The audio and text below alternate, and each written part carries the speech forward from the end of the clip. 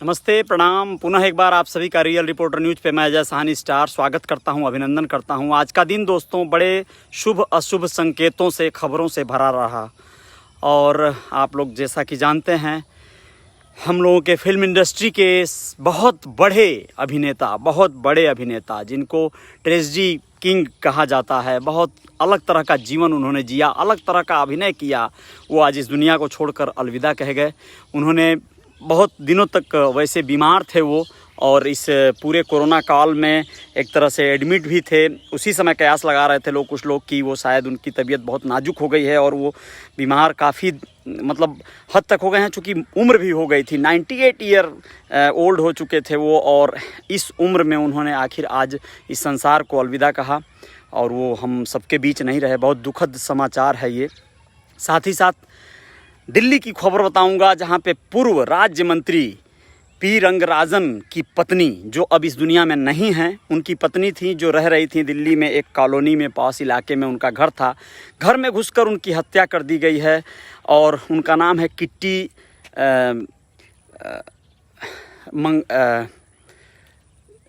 रंग मंगलम, कुछ तो नाम है उनका, जो भी नाम है मैं आप लोगों को बता दूंगा। तो कुमार मंगलम जी, किट्टी कुमार मंगलम जो थी वो उनकी हत्या कर दी गई है। मुलजिमों में से एक पकड़ा गया है, एक संदिग्ध कहेंगे, पुलिस ने अपने हिसाब से किट्टी कुमार मंगलम के हत्यारों में से एक संदिग्ध को पकड़ा है। 2 लोगों की और शिनाख्त नहीं हो पाई है, पहचान नहीं हो पाई है, उनको तलाश रही है पुलिस और ढूंढ रही है। ये जो है एक बड़ा दुखद खबर रहा। लेकिन इसी में मोदी गवर्नमेंट के आज मंत्रिमंडल का विस्तार हो रहा है इस समय, और मोदी जी के कैबिनेट दूसरे कार्यकाल का ये पहली बार कैबिनेट विस्तार हो रहा है, जिसमें 43 मंत्री जो है शपथ लेंगे। 43, 40, 3, 43 जो है मंत्री आज बनेंगे लोग। उनमें से लगभग 11 महिलाएं रहेंगी दोस्तों, और 11 महिलाएं रहेंगी, और उनमें जो है वह 5 लोग अल्पसंख्यक भी शायद हो सकते हैं, ऐसा बोला जा रहा है। अल्पसंख्यक कह रहा हूँ मैं, ये जो अपने अति पिछड़े लोग हैं, ठीक है ना, SC ST कोटे से जो लोग आते हैं, 5 लोग लगभग मंत्री उसमें से बन सकते हैं। ऐसे में मैं आप लोगों को बताना चाहूँगा, पूर्वांचल के एक बहुत ही कद्दावर निषाद नेता जो हैं, जो निषाद कम्युनिटी से आते हैं, और हाल ही में बहुत कम समय में उन्होंने अपनी निषाद पार्टी का विस्तार करते हुए बहुत बड़ा फतह और बहुत बड़ी कामयाबी अर्जित की है।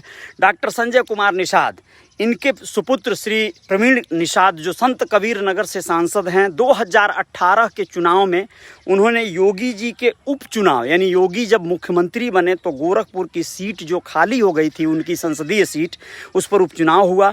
उस उपचुनाव में प्रवीण निषाद डॉक्टर संजय निषाद के सुपुत्र हैं, उन्होंने अपने प्रतिद्वंदी को हराया था। उपेंद्र शुक्ला जो वहाँ प्रत्याशी थे, उन्हें भाजपा के एक वो वरिष्ठ नेता कहलाते हैं, जागरूक नेता कहलाते हैं उपेंद्र शुक्ला, लेकिन उनको उन्होंने अच्छे मतों से हरा दिया था। समाजवादी पार्टी के टिकट पर हराया था प्रवीण निषाद ने उस समय। लेकिन बाद में यह लोग जो है विगत 2019 वाले चुनाव में भारतीय जनता पार्टी के टिकट पर अपने सुपुत्र प्रवीण निषाद को इन्होंने चुनाव लड़ाया और संत कबीर नगर से पुनः एक बार लोकसभा तक पहुंचाया, सांसद बनाया। उनका कहना है, वो बड़े नाखुश हैं इस मंत्रिमंडल विस्तार से। उनका कहना है कि अगर अनुप्रिया पटेल को मंत्री बनाया जा सकता है तो प्रवीण निषाद को क्यों नहीं बनाया जा सकता। मांग जायज़ है, इसमें कोई संदेह नहीं है, क्योंकि हक है, यहाँ भी पिछड़ी आबादी है। अनुप्रिया पटेल चूँकि पिछड़े समाज से आती हैं, तो पिछड़े समाज से प्रवीण निषाद भी आते हैं। और इतना तो किया है उन्होंने योगी सरकार में, मोदी सरकार में, कि उनके प्रचार प्रसार, उनका विस्तार करने में कोई कसर नहीं छोड़ी। डॉक्टर संजय कुमार निषाद को रैलियों में लगातार, भारतीय जनता पार्टी की रैलियों में ललकार कर बोलते हुए, अपने समाज का आह्वान और अपील करते हुए सुना गया था, देखा गया था। इसके आधार पर मंत्रिमंडल विस्तार में स्थान मिलना स्वाभाविक था, जायज़ था। लेकिन ऐसा हो नहीं सकता है, शायद ऐसा पूरा फाइनल हो चुका है, लिस्ट एक तरह से क्लियर है। अब तो मंत्रियों का शपथ समारोह चल रहा होगा इस समय, कल या रात के न्यूज़ में आप सब लोगों को देखने को मिल जाएगा। दूसरी बात आप लोगों को बताना चाहेंगे कि और इसी तरह की जो है कई एक वारदात, कई एक घटनाएं आप लोगों को मुंबई महानगर से मैं एक खबर दे देना चाहता हूं। भाईंदर एक उपनगर है, वहां पे एक ब्रिज है, खाड़ी है, खाड़ी के ऊपर ब्रिज है, यानी समुद्र का खाड़ी है, उससे गुजरात हाईवे से गुजरती है सड़क वहाँ पे। और वहाँ एक लड़की एक युवती सुसाइड करने के हिसाब से उसने फ्लाईओवर से जंप लगा दिया बीच पानी में और लोगों की भीड़ जमा हो गई वहाँ। लेकिन उस पुल की हाइट इतनी ज़्यादा थी कि लड़की को बचाने के लिए कोई भी पानी में तुरंत नहीं कूद सका, जबकि वो डूबने के दौरान मदद की गुहार लगाती दिखी। उसकी वीडियो सोशल मीडिया पे वायरल हो रही है। उसे कुछ लोगों ने जो है अपने मोबाइल कैमरों से शूट कर लिया था और वह लड़की उसमें से चीख भी रही है, पानी में से तड़प रही है, कोशिश कर रही है। लेकिन चूंकि वो तैरना नहीं जानती थी इसलिए कुछ ही समय में कैमरे के सामने ही उसने अंतिम सांसें ली, दम तोड़ दिया पानी में। कोई उसे बचा न सका, लोग देखते रहे, तमाशबीन बने रहे।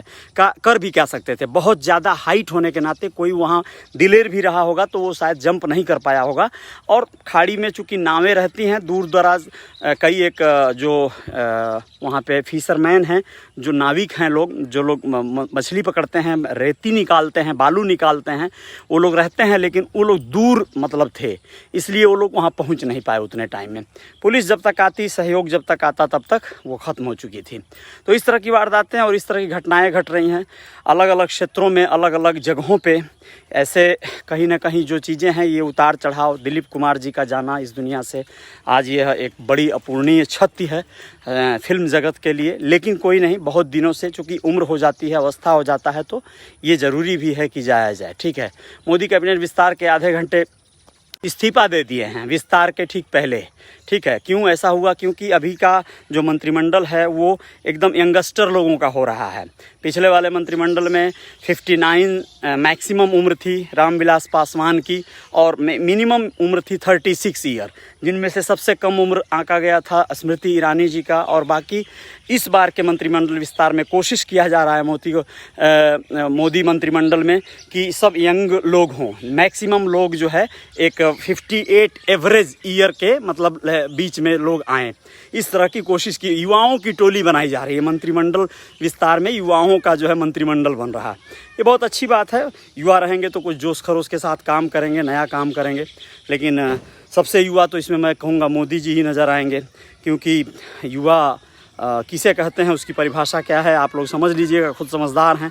जय जयकार जारी रहेगी। रियल रिपोर्टर न्यूज़ पे मैं पुनः एक बार आप लोगों से हाजिर होना चाहूँगा, लेकिन अगर नहीं हुआ तो कल सुबह मुलाकात होगी।